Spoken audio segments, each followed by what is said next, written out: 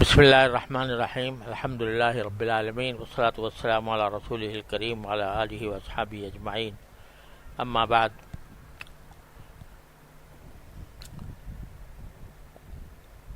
بات تو یہاں سے چلی تھی کہ جو قرآن کریم کی دعائیں ہیں ان میں سے ایک ایک دعا کے بارے میں خیال تھا کہ کچھ اس کی تشریح کی جائے اور اس سے جو کچھ ہدایت اور رہنمائی مل رہی ہے اس سے ہم مستفید ہوں۔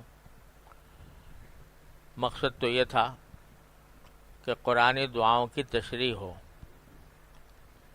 اس میں بیچ میں وہ دعا آ گئی تھی جو عباد الرحمن کی دعا ہے، تو میں نے سوچا کہ عباد الرحمن کی جو صفات اللہ جل جلالہ نے بیان فرمائی ہیں سورہ فرقان کے آخر میں، ان کی بھی کچھ تشریح ہو جائے، کچھ بیان ہو جائے۔ تو وہ الحمدللہ عید سے پہلے پورا ہو گیا تھا، زبانی طور پر تو پورا ہو گیا، میں نے کہہ دیا، آپ نے سن لیا، لیکن اللہ تبارک و تعالیٰ ان صفات کو ہمارے اندر عملاً پیدا فرما دیں، تو یہی اصل مقصود ہے۔ اور اس مجلس کا حاصل بھی یہی ہے کہ رفتہ رفتہ باتیں تازہ ہوتی رہیں، تذکیر ہوتی رہے، یاد دہانی ہوتی رہے، اور سب مل کے جب بیٹھیں اللہ تبارک و تعالیٰ کے دین کی طلب کے لیے، تو ان کے انشاءاللہ طلب کا انعکاس ہوگا ایک دوسرے کے اوپر۔ یہ اللہ تعالیٰ کی سنت ہے۔ اجلس بنا نومن ساعتن، صحابہ کرام فرماتے تھے کہ آؤ تھوڑی دیر بیٹھو کہ کچھ ایمان کی بات کر لیں۔ تو اس واسطے یہ سارا برسبیل تذکرہ، ابھی کوئی بات آ جائے تو مجلس کا حاصل یہی ہوتا ہے کہ بسا اوقات ایک منضبط موضوع کے بجائے اللہ تعالیٰ جو کچھ دل میں ڈال دیتے ہیں تو اسی سے اللہ تبارک و تعالیٰ کہنے والے کو بھی سننے والے کو بھی نفع پہنچا دیتے ہیں۔ اب اس مناجات مقبول میں اس کے بعد جو دعا مذکور ہے، یعنی عباد الرحمن والی دعا سے پہلے، اس کے بعد وہ حضرت سلیمان علیہ السلام کی دعا ہے۔ رب اوزعنی ان اشکر نعمتک التی انعمت علی وعلی والدی وان اعمل صالحا ترضاہ وادخلنی برحمتک فی عبادک الصالحین۔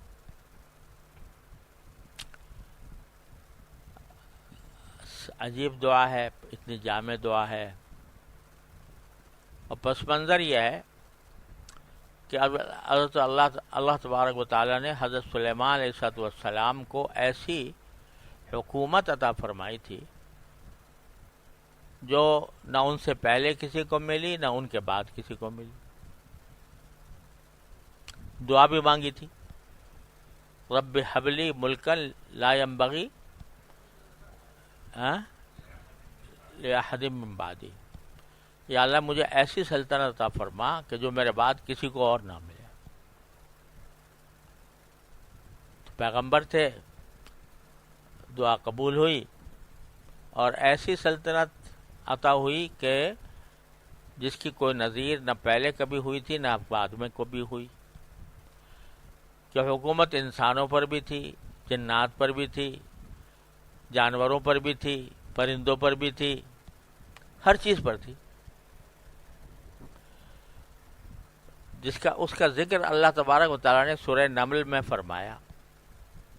واقعہ یہ بیان فرمایا کہ وَحُشِرَ لِسُلَيْمَانَ جُنُودُهُ مِنَ الْجِنِّ وَالْإِنسِ وَالطَّيْرِ فَهُمْ يُوزَعُونَ، کہ ایک موقع پر اللہ تبارک و تعالیٰ نے سلیمان علیہ السلام کے سارے لشکروں کو جمع کر دیا، اور وہ لشکر کچھ تو انسانوں پر مشتمل تھے، کچھ جنات پر مشتمل تھے، کچھ پرندوں پر تھے۔ گویا اس وقت ان کے زیر نگیں یا زیر حکومت جتنی مخلوقات تھیں ان سب کی نمائندگی اس لشکر میں موجود تھی۔ اور اس کی خاص بات جو قرآن کریم نے بیان فرمائی وہ یہ کہ اتنی مختلف قسم کی مخلوقات کا لشکر ہے، انسان بھی ہیں، جنات بھی ہیں، پرندے بھی ہیں، اور بظاہر کچھ جانور بھی ہوں گے، دوسرے جانور جو پرندے نہیں ہیں۔ تو اتنا بڑا مجمع جمع ہو گیا، اور ہر ایک کی خلقت مختلف ہے، ہر ایک کی عادتیں مختلف ہیں، اطوار مختلف ہیں۔ تو ان سب کو جب ایک جگہ جمع کیا گیا تو ان کو کنٹرول کرنا کہ اس میں کوئی بدنظمی پیدا نہ ہو، بلکہ ترتیب سے رہیں اور کنٹرول میں رہیں، یہ کوئی آسان بات نہیں تھی۔ تو قرآن کریم فرماتا ہے کہ باوجود ہے کہ اتنا بڑا لشکر تھا لیکن فہم یوزعون، ان سب کو قابو کیا ہوا تھا۔ قابو کرنے کے معنی یہ کہ یعنی کوئی انتشار پھیل جائے، کوئی بھگدڑ مچ جائے، کوئی دھکا پیل ہو جائے، بلکہ یوزعون، ان کو اس بدنظمی سے روکا جا رہا تھا اور کنٹرول میں تھے سارے۔ تو اسی دوران ہدہد غائب ہو گیا، ہدہد جو پرندہ تھا۔ اور حضرت سلیمان علیہ السلام نے جب دیکھا کہ سارے تو کچھ موجود ہیں، ہدہد نہیں ہے، پوچھا بھئی کہاں گیا؟ اور پھر ارادہ بھی کیا کہ اگر وہ آئے گا اور اس طرح بغیر اجازت کے چلا گیا ہے تو اس کو میں سزا بھی دوں گا۔ لیکن وہ خبر لے کے آیا کہ جی میں تو آپ کے پاس ایک خبر لے کر آیا ہوں کہ اللہ تبارک و تعالیٰ نے آپ کو تو ساری دنیا کی حکومت دی ہے، ایسی حکومت عطا فرمائی ہے کہ جس میں انسان بھی ہیں، جنات بھی ہیں، پرندے بھی ہیں، اور ساری زمین پر آپ کی حکومت ہے۔ لیکن یمن کا ایک علاقہ ہے، میں وہاں چلا گیا تھا، وہاں پر ایک عورت کی حکومت ہے اور اس نے اپنی سلطنت وہاں قائم کی ہوئی ہے، اور سلطنت بھی ایسی جو مشرک ہے، بجائے اللہ تبارک و تعالیٰ کی عبادت کرنے کے وہ سورج کی عبادت کرتی ہے، کسی غیر اللہ کی عبادت کرتی ہے۔ تو اس نے اپنی حکومت قائم کر رکھی۔ اللہ تبارک و تعالیٰ کی طرف سے حضرت سلیمان علیہ السلام کو اس بات کا پابند بنایا گیا تھا کہ بھئی تمہاری سلطنت کے درمیان کوئی اور ایسی حکومت نہ ہونی چاہیے جو کفر والی ہو۔ تو اس واسطے آپ کو میں خبر لے کر آیا ہوں۔ میں جو گیا تھا تو وہ در حقیقت یہ خبر لے کے آیا ہوں کہ ایک ایسی سلطنت موجود ہے۔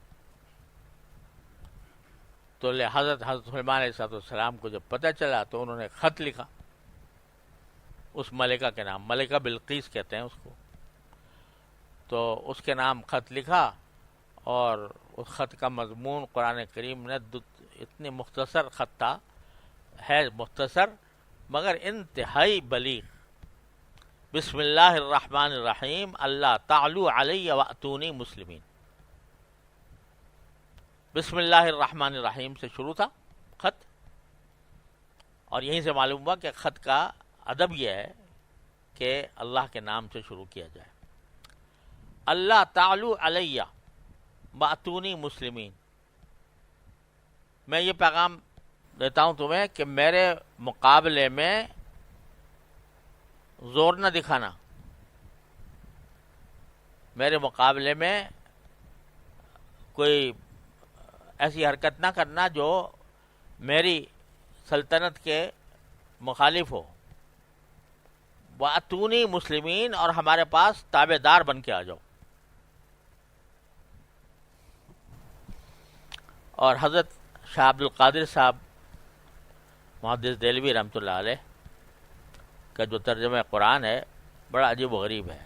ترجمہ جو جس انداز سے کرتے ہیں حضرت، تو اس خط کا ترجمہ حضرت نے کیا ہے جس میں اس خط کی شوکت جو ہے وہ ترجمے کے اندر بھی ظاہر ہوتی ہے. وہ فرماتے ہیں، اس کا ترجمہ کرتے ہیں، نہ زور کرو میرے مقابل اور چلے آؤ فرمانبردار ہو کر. نہ زور کرو میرے مقابل اور چلے آؤ تابع دار ہو کر یا فرمانبردار ہو کر. یہ خط تھا بس.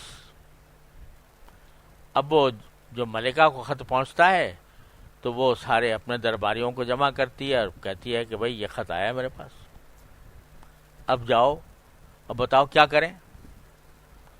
ان سے مقابلہ کریں، جنگ کریں، یا جیسے وہ کہہ رہے ہیں ان کے تابع دار ہو کر چلے جائیں. تو درباریوں نے کہا جی جہاں تک تعلق ہے ہماری طاقت کا تو ہم ہیں تو طاقتور لوگ، نحن اولو قوت،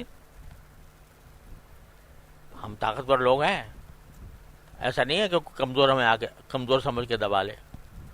وہ اولو باس شدید، اور ڈٹ کر لڑنے والے ہیں.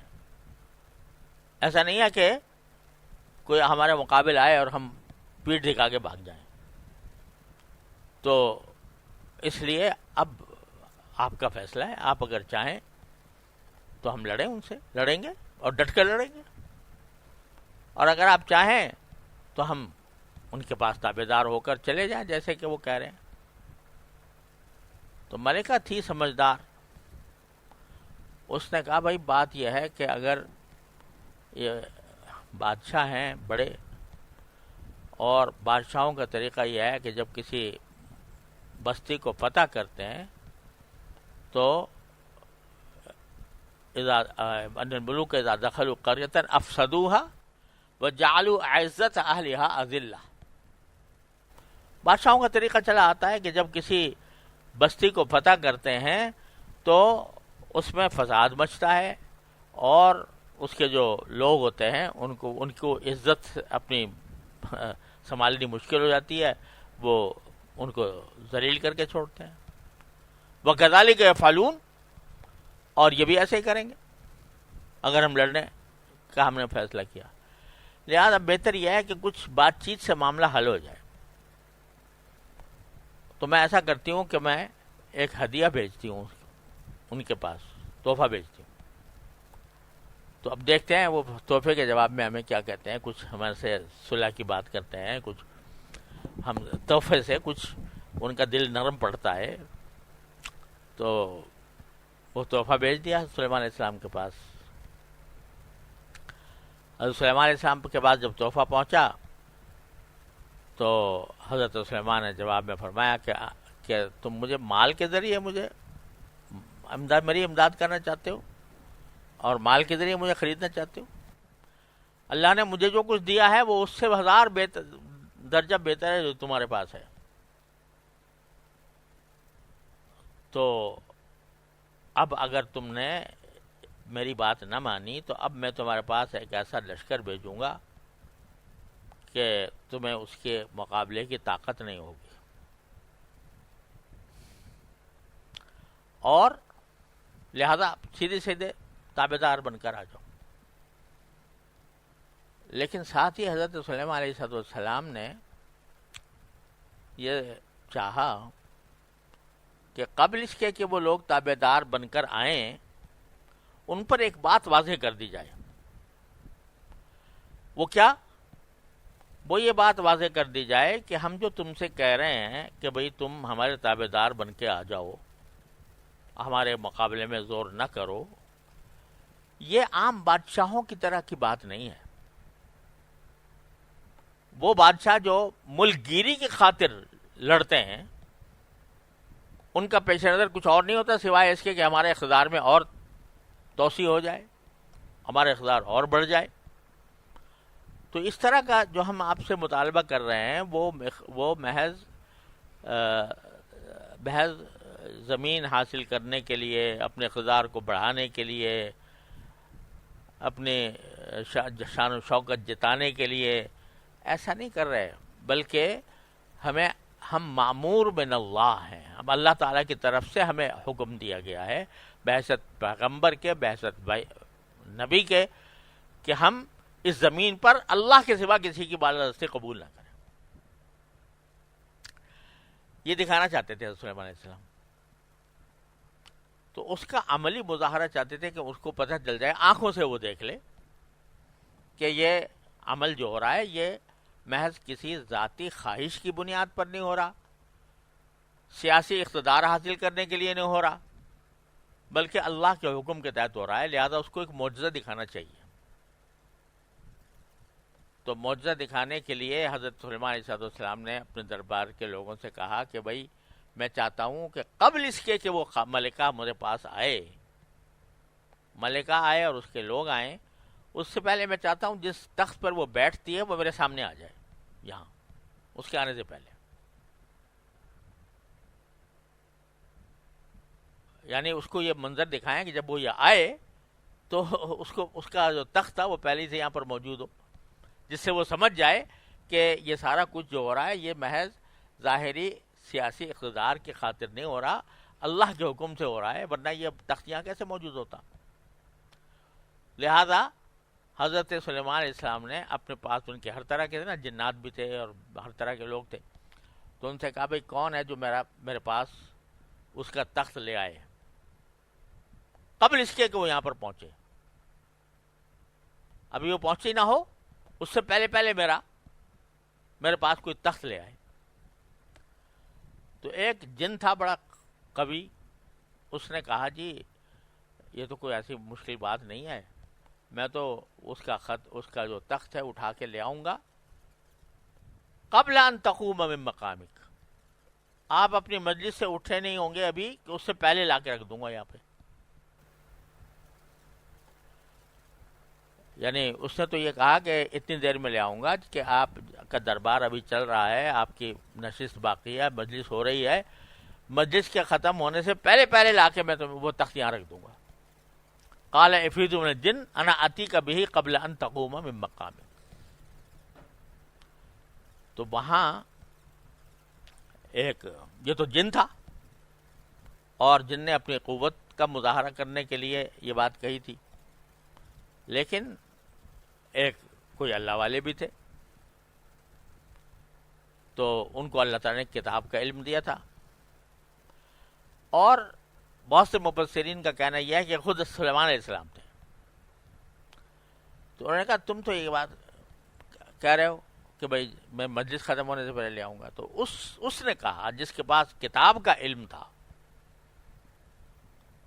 اب کتاب کے علم سے کیا مراد ہے اللہ تعالیٰ بہتر جانتے ہیں، اس میں عزم تھا یا اللہ کے ساتھ خصوصی تعلق تھا، جو کچھ بھی تھا. اس نے کہا جی یہ مجلس سے اٹھنے سے پہلے کیا بات ہے، آپ کی پلک نہیں جھپکے گی کہ آ جائے گا وہ. انا اتیک بہ قبل ان ترتد الیک طرفک، آپ کی پلک جھپکنے سے پہلے وہ تخت یہاں موجود ہوگا. چنانچہ ایسا ہی ہوا. حضرت سلیمان علیہ السلام کی پلک جھپکی اور بلقیس کا تخت ان کے سامنے موجود ہو گیا. بہت سارے معجزہ. اس موقع پر یہ دعا کی ہے حضرت سلیمان علیہ السلام نے، جب وہ تخت سامنے آ کے موجود ہو گیا، کہ ایک طرف تو ایسی سلطنت جس کی نظیر نہ پہلے تھی کبھی نہ آئندہ ہوگی، جس کے اوپر نہ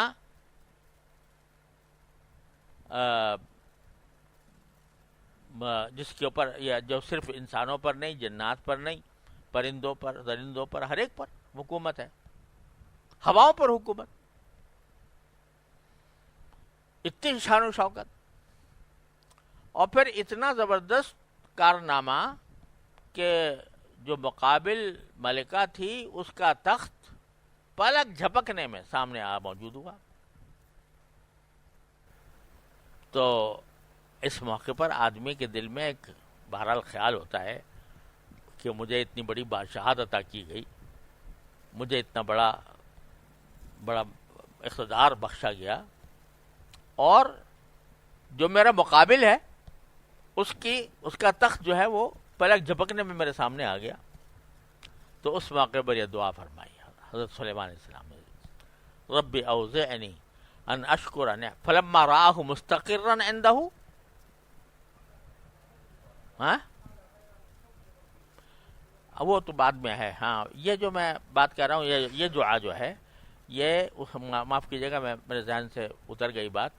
یہ دعا جو ہے اس سے پہلے جب آپ لشکر لے کر نکلے تھے تو ایک چیونٹیوں کی وادی تھی جس میں چیونٹیوں ہی چیونٹیاں تھیں.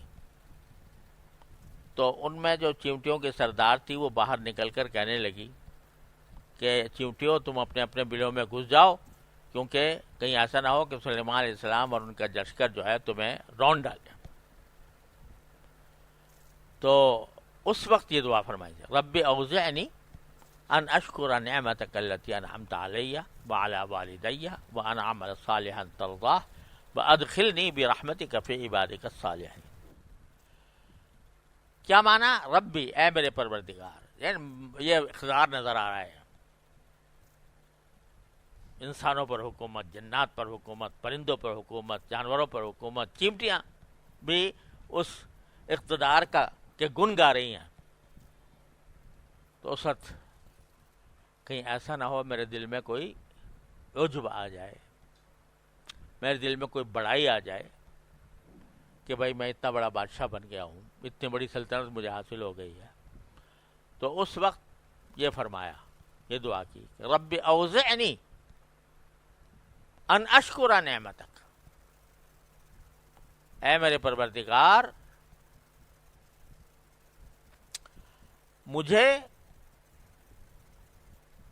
پابند کر دیجئے، اکسا دیجئے اس بات پر کہ میں آپ کی اس نعمت کا شکر ادا کروں جو آپ نے مجھ پر اور میرے والدین پر کی. اوزعنی، لفظ ہے اوزعنی، یعنی ایک تو یہ ہوتا ہے نا کہ اے اللہ مجھے توفیق دیجئے کہ میں آپ کا شکر ادا کروں. توفیق تو ایک مرتبہ بھی ہو سکتی ہے شکر ادا کرنے کی، یعنی کوئی نعمت سامنے آئی اور بندے نے، اللہ نے توفیق دے دی، اس نعمت پر اس نے شکر ادا کر دیا، توفیق مل گئی. لیکن جو لفظ استعمال کیا یہاں پر وہ یہ کہ یا اللہ مجھے اس کا چسکا لگا دیجئے، اس کا مجھے عادی بنا دیجئے، پابند بنا دیجئے، اور اس کی میرے دل میں رغبت پیدا کر دیجئے کہ میں آپ کی نعمت کا شکر ادا کروں. یعنی یہ بتا دیا کہ بات شکر کی صرف اتنی نہیں ہے کہ ایک مرتبہ الحمدللہ کہہ لیا بس شکر ادا ہو گیا. بندے کا کام یہ ہے کہ اس کو شکر کا چسکا لگا ہوا ہو، جو نعمت بھی چھوٹی ہو یا بڑی حاصل ہو تو اس کو شوق ہو اس بات کا کہ میں اس کا شکر ادا کروں. یہ نہیں کہ ایک مرتبہ شکر ادا کر کے فارغ ہو گیا، نہیں، بلکہ اس کو پابند بنا دیا گیا. کیا میں لفظ اردو میں ترجمہ کرنا بھی آسان نہیں اوزعنی کا، کیونکہ اس کے معنی کے اندر یہ بات بھی داخل ہے کہ کسی کو کنٹرول کر لیا، یعنی مجھے اپنے کنٹرول میں لے لیجئے اس کام کے لیے کہ میں شکر ادا کرتا رہوں آپ کا. سمجھے نا؟ تو کنٹرول میں لے لیجئے، مجھے ترغیب دے دیجئے، مجھے جسے میں اردو میں کہہ رہا ہوں چسکا لگا دیجئے. یہ چسکا لگ جائے مجھے کہ میں ہر وقت آپ کی نعمت کا شکر ادا کرتا رہوں. یہ دعا مانگ رہے ہیں سلیمان علیہ السلام.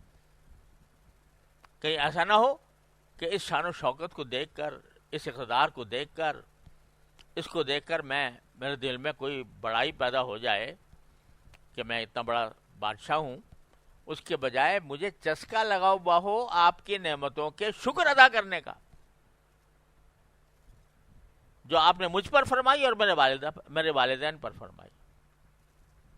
اب چسکا لگا ہونے کے معنی یہ نہیں ہے کہ ایک مرتبہ کر کے فارغ ہو گیا، بلکہ بس کرتا ہی رہوں، کرتا ہی رہوں۔ ان فی ذلک لآیات لکل صبار شکور،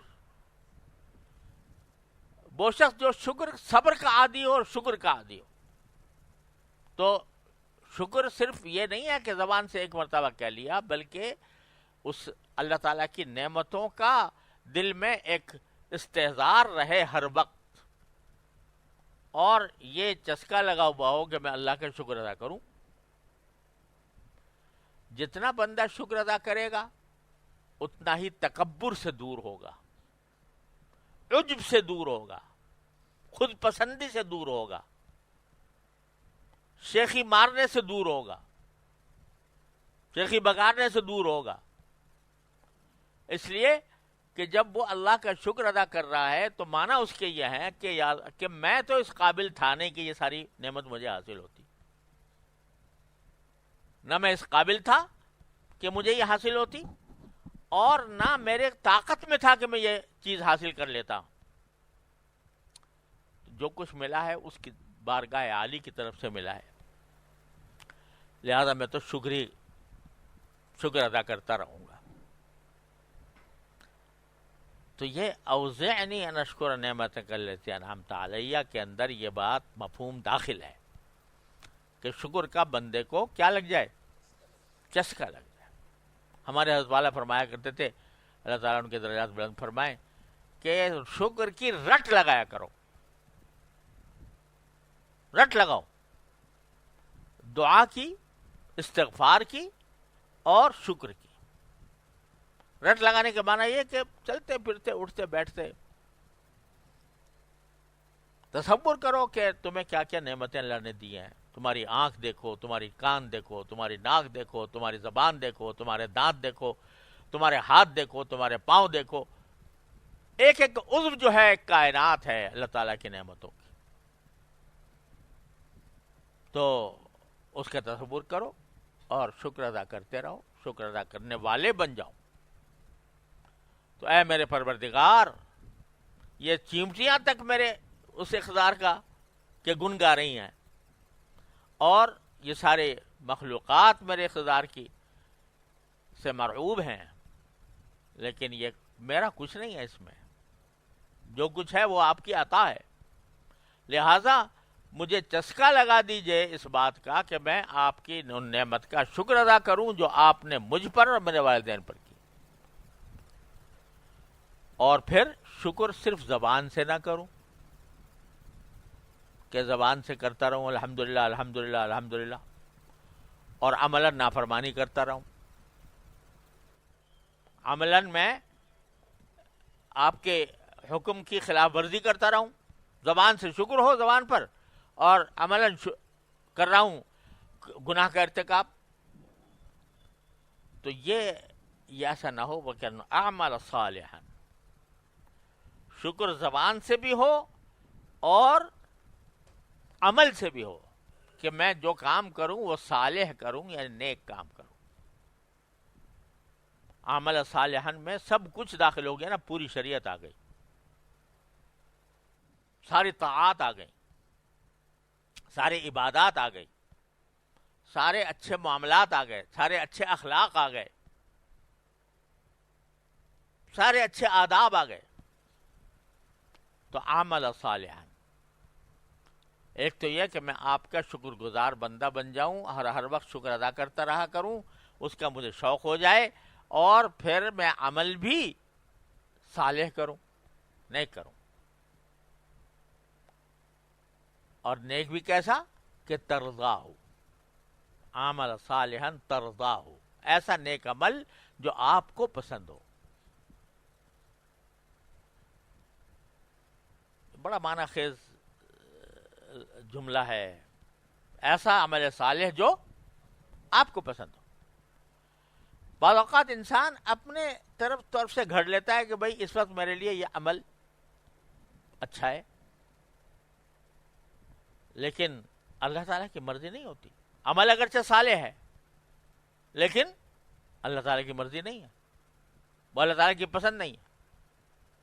حضرت عبداللہ بن عمرو بن عاص رضی اللہ تعالیٰ عنہما، اتنے بڑے صحابی، یہ عہد کر لیا کہ روز روزہ رکھا کروں گا اور ساری رات جاگا کروں گا، ساری رات جاگ کے عبادت کیا کروں گا. عمل صالح تھا غیر صالح تھا؟ صالح تھا، نیک عمل تھا. حضور اقدس صلی اللہ علیہ وسلم نے بلا لیا، کیا بھائی تم سنا ہے کہ تم سارے ہر روز روزے رکھتے ہو اور تمام رات جاگتے ہو؟ کہ ہاں یا رسول اللہ. کہا نہیں، ایسا مت کرو. کیوں؟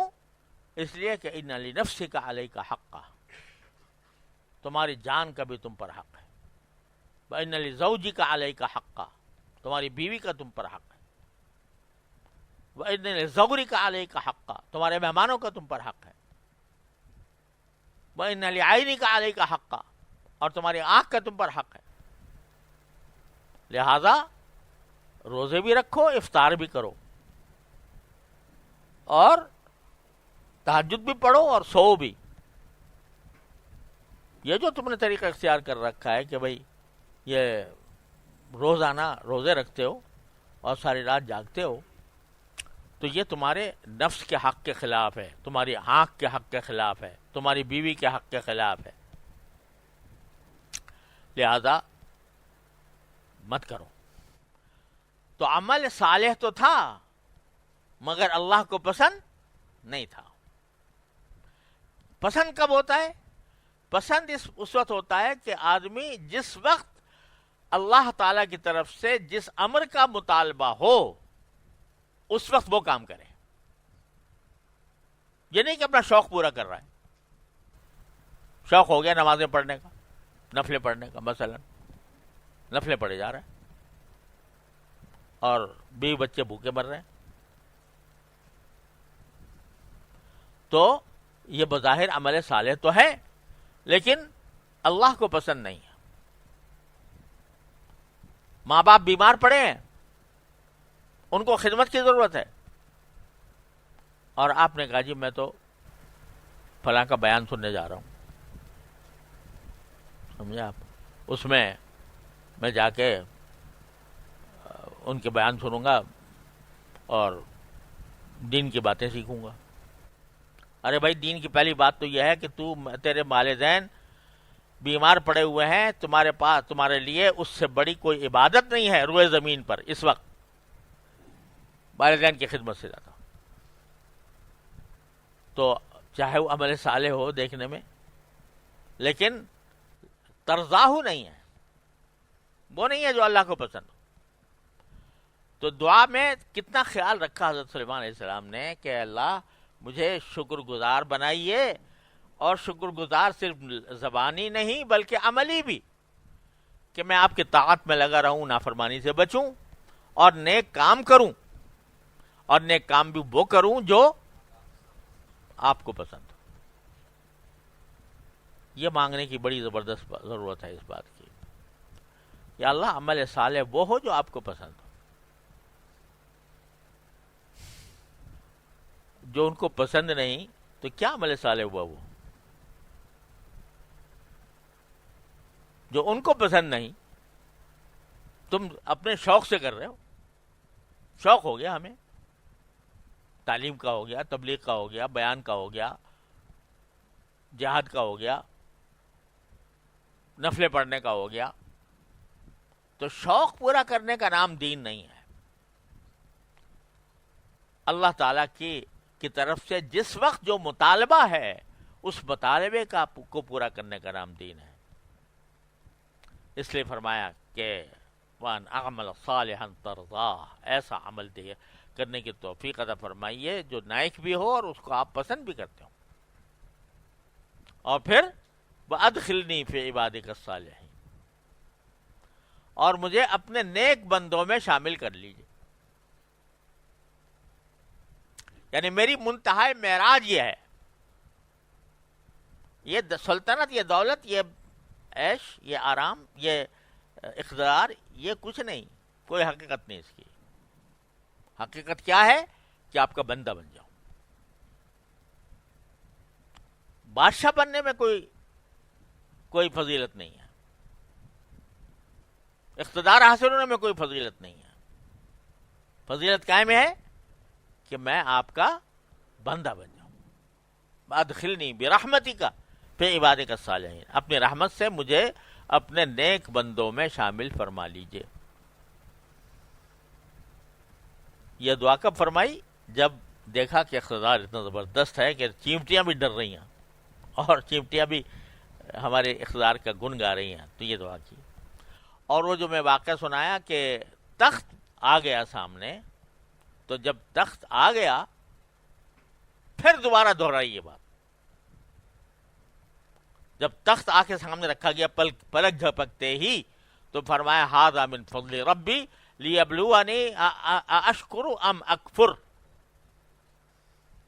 یہ پروردگار نے میرے اوپر فضل فرمایا ہے کہ مجھے اتنا بڑا اعزاز عطا فرمایا کہ مخالف دشمن کا تخت میرے سامنے آ کے رکھا گیا.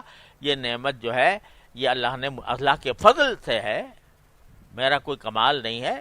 اور یہ فضل بھی اس لیے تاکہ اللہ مجھے آزمائے کہ میں شکر کروں یا کروں گا یا ناشکری کروں گا. لیبلونی اشکر ام اکفر.